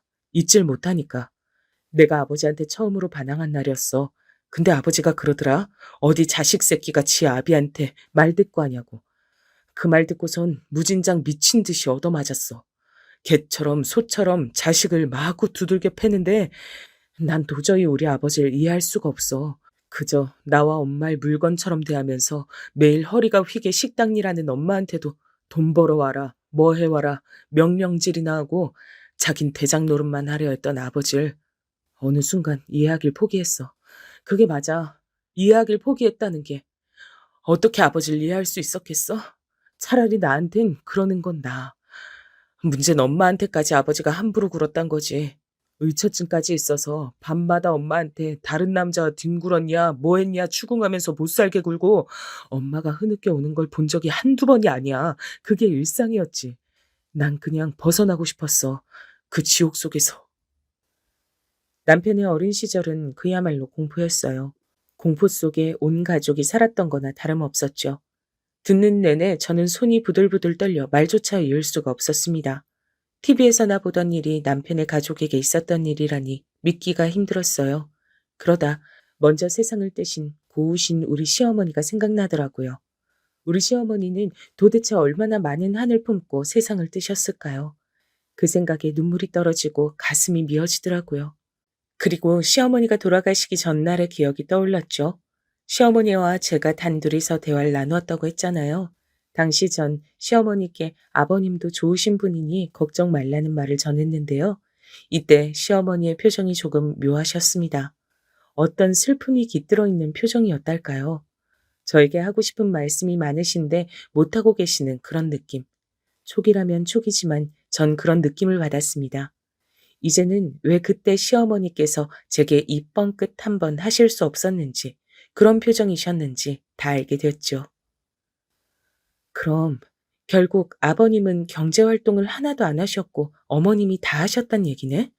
근데도 자기가 다 먹여 살렸다면서 틈만 나면 줄절거리셨던 거고, 하, 기가 막혀. 응, 맞아. 그런 말 들을 때마다 속에서 열불이 났지. 정작 고생은 엄마가 다 했어. 근데 왜 나한테 솔직히 말하지 않았어? 추궁하는 게 아니고 궁금해서 그래. 자기한테 말하지 않았던 건 모르겠어. 부끄러웠나 봐. 당신한테 이 모든 얘기를 하게 될 때 어느 정도 용기가 필요했을 수도 있고. 엄마도 당신한테 아무 말 하지 않고 세상을 뜨셨으니까. 아마도 남편과 시어머님 둘 다에게 시아버지에 관련된 얘긴 상처였을 거니 말하는 것조차 힘들었을 겁니다. 저는 그 마음을 충분히 이해한다며 남편의 손을 꽉 잡아주었네요. 그 후로부턴 시아버지를 보는 눈이 예전과는 완전히 달라졌죠. 남편과 시어머니를 못살게 굴었던 장본인, 폭군을 보는 눈이 어떻게 예전과 같을 수 있겠어요? 여러분이 저라도 그럴 것 같지 않으신가요? 그래서 일부러 더 이상 전처럼 남편과 시아버지의 사이를 붙여놓으려 하질 않았답니다. 허나 시간이 흐르니 착한 우리 곰 같은 남편이 제게 먼저 말하더군요. 그냥 용돈 드리고 가끔 찾아가며 부모 대접은 해드리자고요. 자기도 엄마를 생각하면 그러기 싫지만 아버지 쪽에서 연락이 하도 많이 오니 그냥 그러는 게 마음 편하겠다고요. 남편이 먼저 용서를 하겠다고 하니 저도 딱히 반대할 말이 떠오르질 않았습니다. 알겠어. 당신 마음 편한 대로 해. 그런데 그러던 중 또 하나의 사건이 일어나고야 말았습니다. 바로 시아버지께서 새어머니를 데려오신 건데요. 이때 저는 그야말로 기절하고 싶은 심정이었답니다. 새어머니란 작자는 우선 저와 비슷한 나이대였으며 딱 봐도 꽃뱀 기질이 보이는 여자였는데 시아버지 본인은 전혀 모르시는 것 같았거든요. 이날은 저만 초대를 받아 시댁에 가게 됐는데요. 아마 시아버지께선 남편의 눈치를 좀 본 모양입니다. 앞으로 며느라가 네 시어머니 될 사람이니 잘 받들어 모셔라. 알겠지? 네 남편이란 놈이 나한테 툴툴대며 자식 노릇 못해도 넌 우리 집 하나밖에 없는 며느리니까. 이런 건 네가 다 알아서 챙기고 해야 하는 거야. 알지? 전 여기에 쉽사리 알겠다고 대답하기 싫었습니다. 그래서 그냥 모른 척 딴 곳만 쳐다보고 있었죠. 딱 봐도 돈을 노리고 온 꽃뱀 여자는 시어머니 모양은 내고 싶었는지 미니 스커트를 입고도 우아한 말투를 흉내내려 하더라고요. 저기 시어머니라고 너무 어려워 말고 그러니까 나도 나이가 젊고 하니 그냥 편하게 지내요. 뭐든 힘든 거 있으면 말하고 가족처럼 지내자고요. 그게 좋잖아요. 거기엔 네라고 해줬네요. 전혀 그럴 생각이 없었지만요. 시어머니라고 부르기도 싫은 그 여잔 자신이 어떻게 시아버지와 만났으며 자신은 저희를 자식처럼 생각하고 싶다고 말하더니 어느 날이고 상관없이 저희를 불러내기 시작했습니다. 정확히 말하면 저를요. 얘야, 김장날인데 넌 올 생각이 없니? 아니, 아직도 집에 있다고? 그걸 꼭 굳이 내 입으로 말해야 오는 거야? 안 되겠다. 네 시아버지한테 말해서 며느리 기강 좀 잡으라 그래야지 원. 내가 명색이 시어머니인데 이딴 식으로 대접받으면 나도 서럽고 속상하지. 벌써부터 눈물 나려 그러네. 아니, 제가 말씀드렸잖아요. 시간이 어렵다고요. 갑자기 이러시니 저야말로 당황스러운데요. 뭐라고?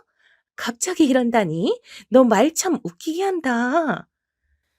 그 여자가 시어머니랍시고 하는 행동은 수십 가지였는데 죄다 어처구니가 없었습니다. 갑자기 저는 동의한 적 없는 김장날에 다짜고짜 오라고 한다든지 자기 생일은 꼭 현수막까지 준비해 최고로 챙겨야 한다든지 어느 명절날은 아이가 아파서 못 간다 하니 그것도 꾀병이라고 지적질을 한다든지 가지가지였습니다. 그리고 그것이 시아버지 귀에 넘어가면 상황은 최악이 됐죠.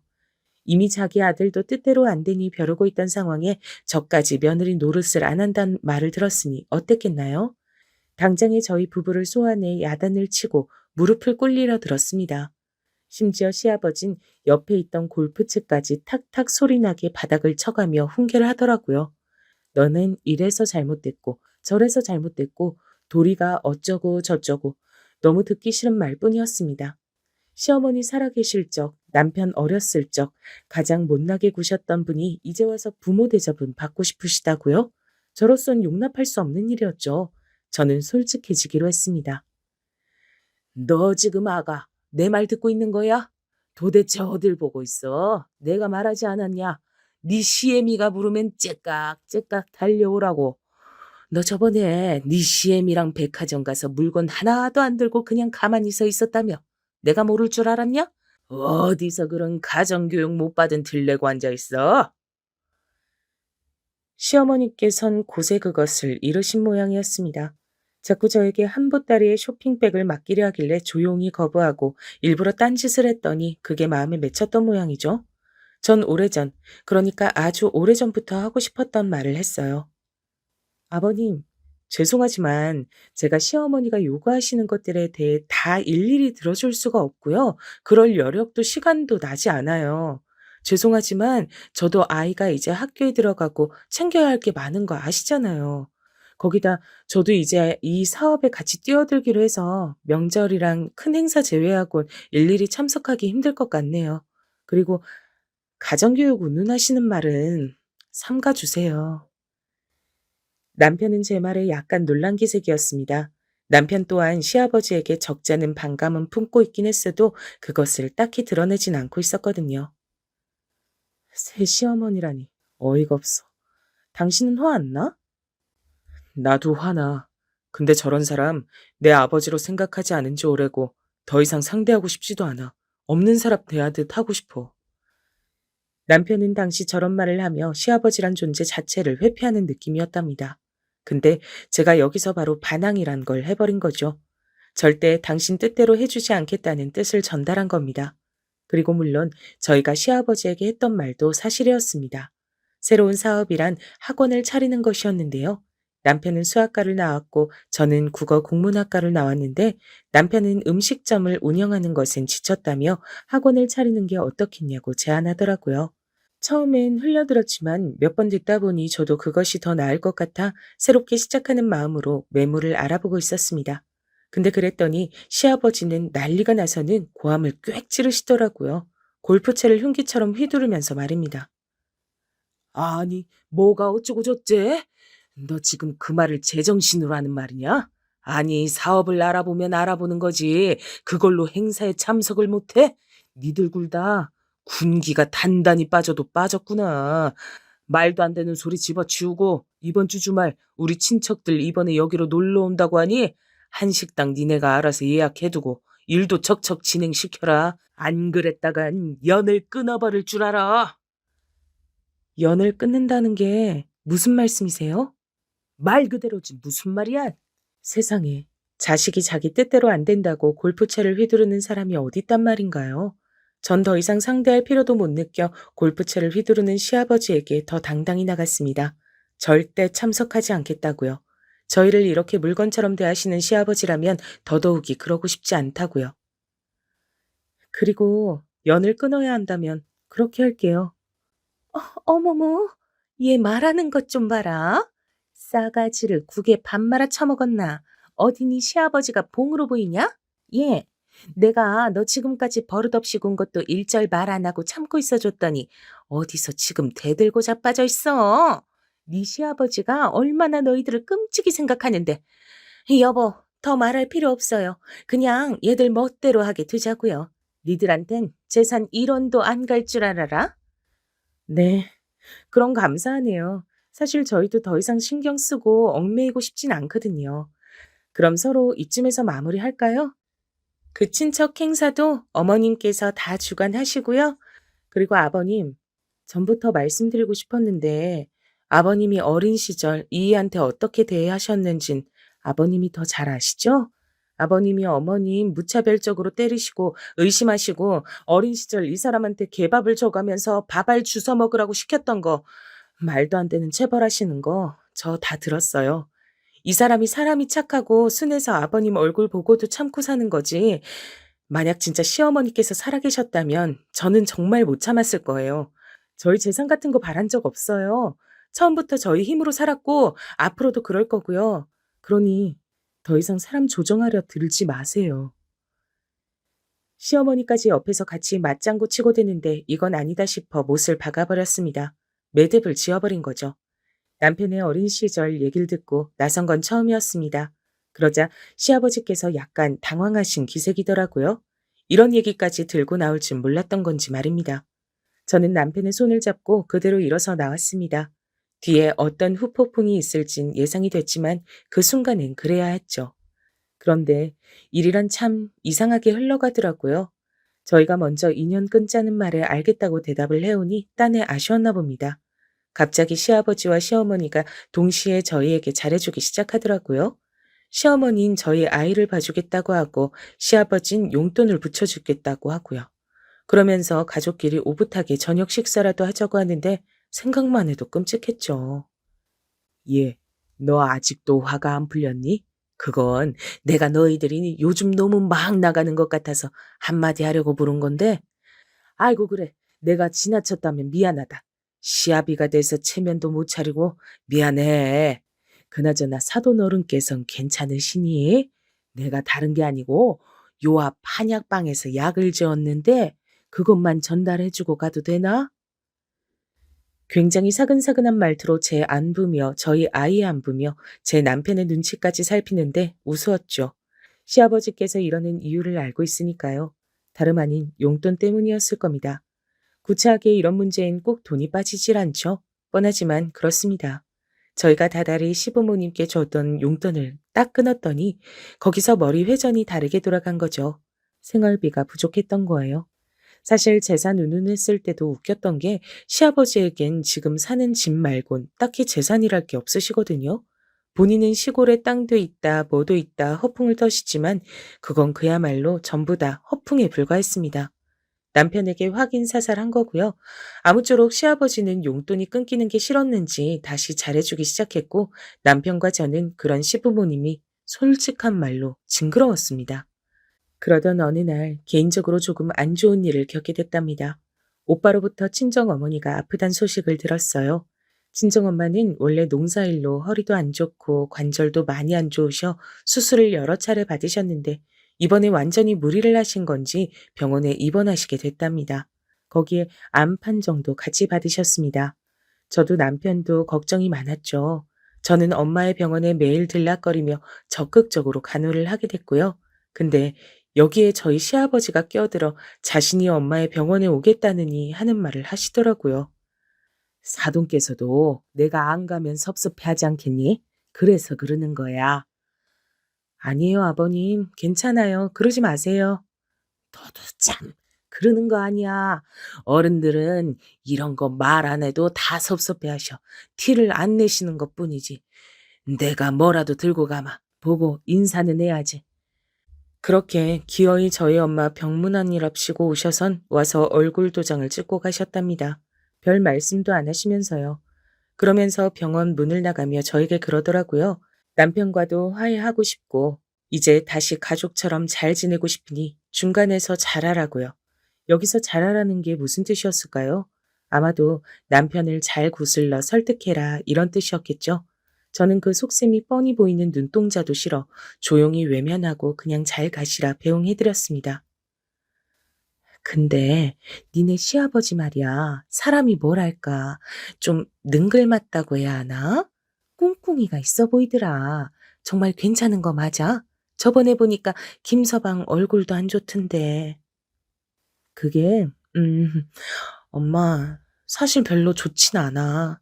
남편하고도 사이가 별로고 시어머니라고 새로운 여자를 데리고 왔는데 완전 이상해. 그래도 뭐 어떡해. 별 수 없지. 그냥저냥 지내고 있어. 그래. 그래도 어른이 저렇게까지 하시는데 니들이 한번 봐줘라. 이해심 넓은 사람이 원래 모자른 사람도 품어주고 그러는 거야. 저희 친정엄마는 원체 사람을 잘 미워하는 법이 없으셨고 그러지도 않으시려 했습니다. 제가 엄마에게 가장 많이 배운 게 있다면 자비와 사랑이란 단어였죠. 엄마는 어떤 상황에서도 사람을 용서하시려 했고 저에게도 그러라고 가르치셨으니까요. 그런데 글쎄요. 새 시어머니와 시아버지가 하는 행동을 보면 도무지 사람이란 생각이 점점 들지 않더라고요. 일단 새 시어머니의 행동으로 시댁에 큰 파란이 불어닥치게 됐는데요. 어느 날 시아버지가 울면서 전화를 하는 겁니다.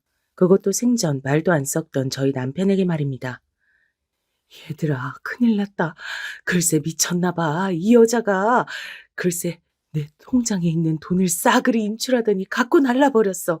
어쩌면 좋으냐. 가진 것도 없는데 나는 뭐 먹고 살라고. 집 명의도 그 사람 걸로 해줬는데.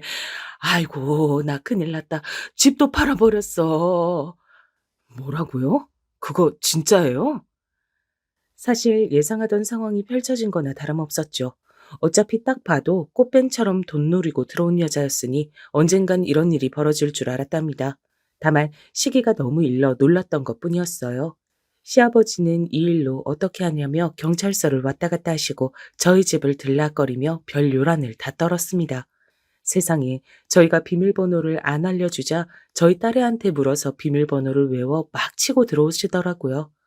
그러면서 또 술에 취해 자기 한탄을 늘여놓는 거죠. 그러더니 여기서 더 나아가선 이제는 집도 절도 없는 신세가 됐으니 저희 보고 책임지라고 하더라고요. 저희 집에서 지내겠단 말이죠.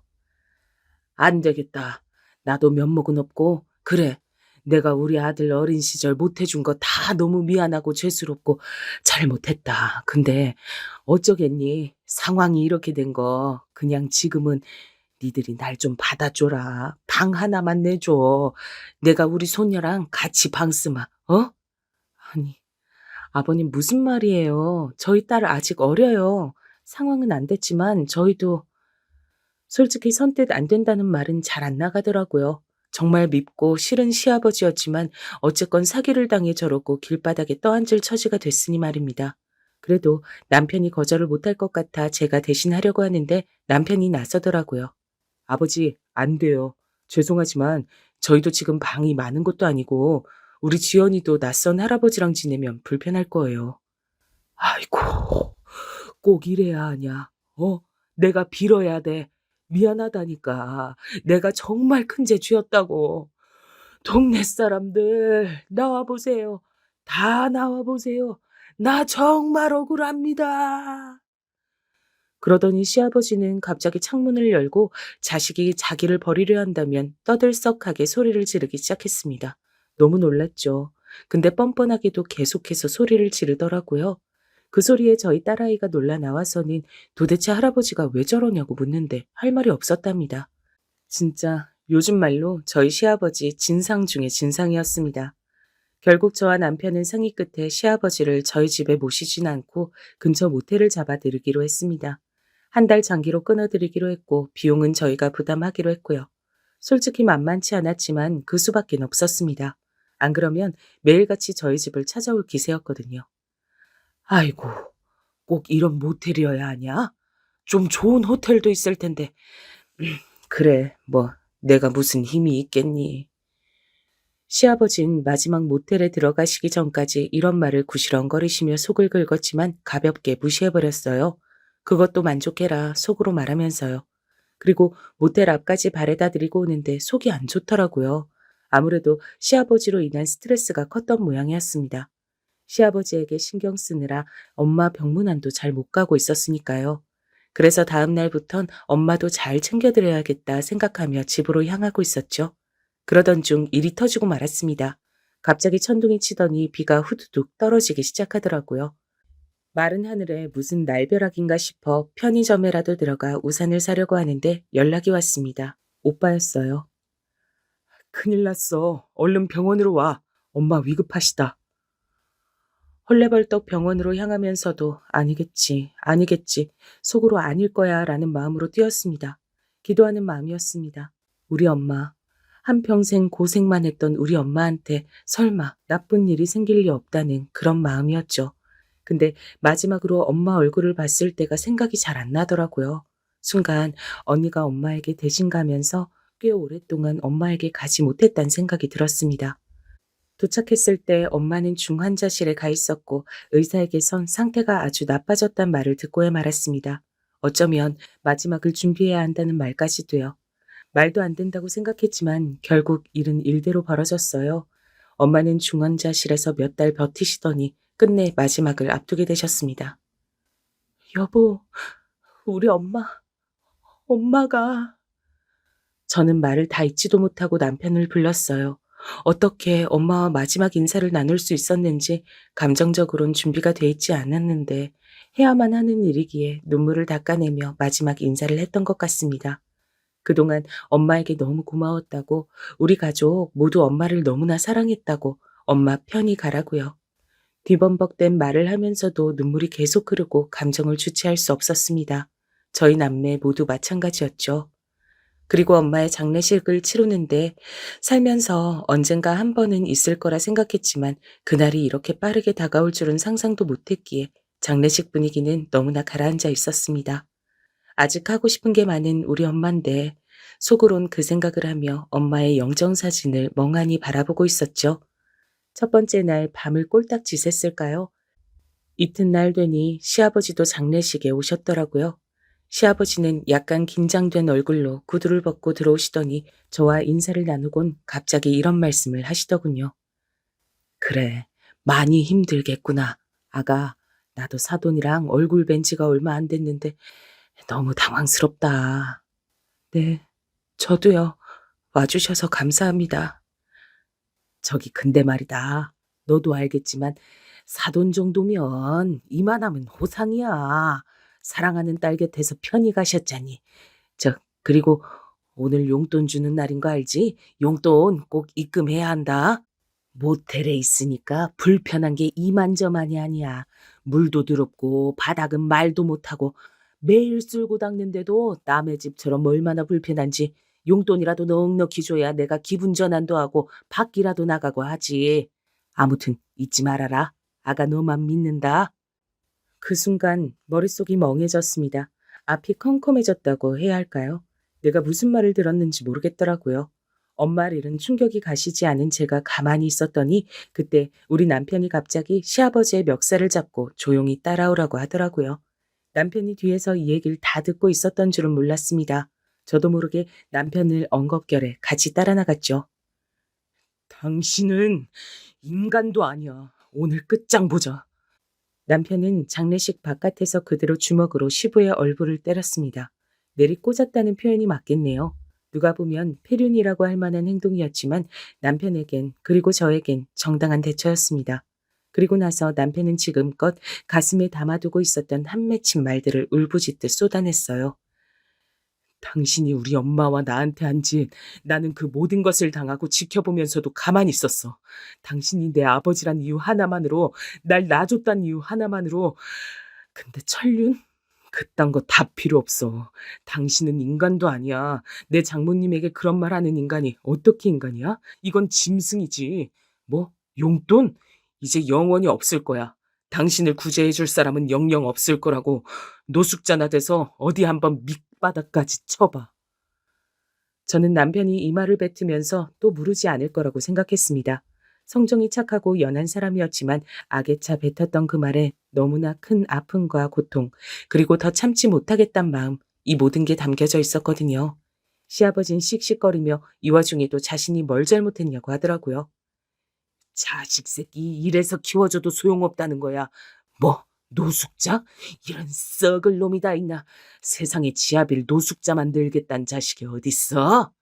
그럼 자식을 마음껏 종부리듯 부리는 부모는 세상에 어딨답니까? 이제 그만 추접한 꼴 보이세요, 제발. 저희 엄마 장례식에 와서 뭐? 호상이요? 미치셨어요?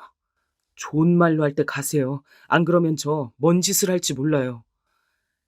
남편과 저희 친정엄마의 사이가 좋았던 것도 좋았던 거지만 남편이 시아버지에게 감정이 좋지 않았던 이유, 바로 어린 시절부터 성인이 되어서까지도 내내 남편을 못살게 굴었던 점들이 모두 화해의 이유였겠죠. 아주 정당한 이유요. 저는 그때 약간 정신이 차려졌고 엄마의 장례식을 무사히 다 치러낼 수 있었습니다. 그날은 버럭 화를 내셨지만 그 후 시아버지는 잘못했다며 저희 집에 와서 빌고 또 나름대로의 방법을 쓰셨죠. 돈을 얻어내기 위해서였습니다. 얘들아, 나 버리지 마라. 어? 그러지 마. 나 너무 힘들고 배고프고 아무것도 못하겠다. 경찰에 신고할 거니 오지 마세요. 저희는 아이 시아버지를 고소해서 접근 자체를 하지 못하게 했고 지원도 완전히 끊어버렸답니다. 덕분에 시아버진 지금 어디 지하철역 근처에서 노숙을 하며 지내고 있습니다. 배고프다, 굶어 죽을 것 같다. 아주 가끔씩 저희 딸의 학교를 찾아와 정문 앞에서 그런 말을 한다는데 딸아이도 이미 알 건 다 아는지라 할아버지를 보면 도망친다고 하네요. 아마 시아버지께서 저희 친정엄마 장례식에 와 그런 말까지 하지 않았다면 조금 더 관계가 지속됐을 수 있을 겁니다. 하지만 언젠간 끊겼을 관계였겠죠. 혹시 저희 구독자분들에게도 이런 관계가 있으실까요? 끊어내고 싶을 만큼 고통스러운 관계요. 그게 가족이라면 아마 고통이 더 크실 겁니다. 저도 그랬으니까요. 그저 저의 경험을 바탕으로 말씀드리고 싶은 게 있다면 여러분을 괴롭히게 하시는 관계라면 거리를 두시고 웬만하면 끊으시는 게 좋습니다. 최대한의 거리를 두는 걸 먼저 추천하고요. 어차피 여러분에게 결국은 해만 주고 상처만 입힐 존재들이기 때문이죠. 아름답고 충만해도 충분할 인생을 그런 사람들로 채운다면 너무 가슴 아픈 일 아닐까요? 또 한 가지 더 말씀드릴 게 있다면 이 사건 이후 저희 남편의 변화도 큰데요. 남편은 어쩐지 무척이나 마음이 후련한 상태가 됐답니다. 요즘은 매일 안 하던 운동도 나가고 삶의 의욕 자체가 높아졌어요. 진즉에 했어야 할 일을 너무 늦게 했다 하더라고요. 어렸을 때 어린 내가 엄마를 못 지켜줬을 때 내가 많이 미웠거든. 엄마가 돌아가셨을 때도 그랬고. 근데 참는 게 능사가 아니었어. 때론 화도 내고 내 감정도 표출했어야 하는데 내가 아버지를 너무 많이 참아주고 살았지. 지금은 너무 좋아. 속이 후련해. 당신이 또 잘했다고 해줘서 고맙고 엄마한테도 떳떳한 기분이야. 남편은 저에게 이런 말을 해주곤 한답니다. 참 듬직한 남편이죠. 저는 앞으로 우리 착한 남편이 다른 사람들에게 당하지 않고 어린 시절 힘든 기억에서 벗어나 이젠 정말로 행복한 일들만 가정 울타리 안에서 마음껏 겪고 누리며 살았으면 좋겠습니다. 저희 딸과 제가 함께일 테니 그럴 수 있겠죠. 여러분도 마음으로 많이 응원해 주셨으면 좋겠네요. 그럼 지금껏 한불이었을 제 이야기 들어주시느라 고생 많으셨고 들어주신 여러분들 모두 행복하시길 바랄게요. 저는 조용히 구독자로서 앞으로 또 올라올 사연들을 기다리고 기대하며 여러분의 앞날을 기원하도록 하겠습니다. 그럼 안녕히 계세요.